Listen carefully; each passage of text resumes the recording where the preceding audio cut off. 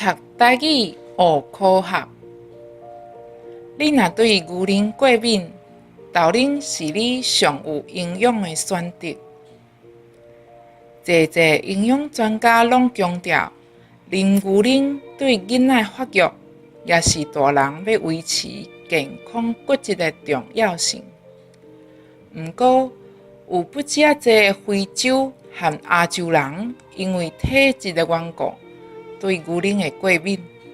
大多数是因为欠缺会使分解 lactose 的酵素造成。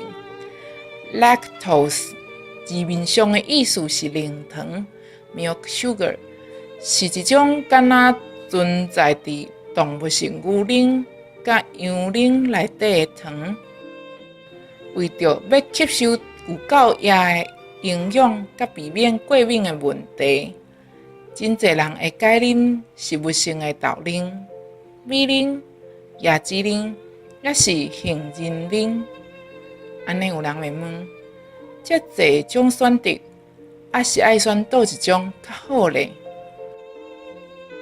针对这个问题，加拿大 McGill University 的研究人员发表论文表示，若以营养成分甲因分析，豆奶是牛奶以外上好的选择，因为伊整体的营养成分上接近牛奶。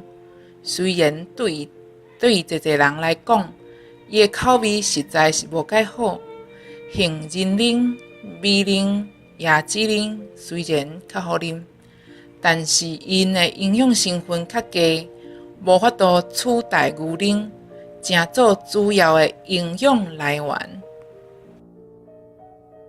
这是台语语言频道，为大家奉上台湾神经科学博士罗久安先生的科学知识文章，欢迎大家分享，给咱一个赞。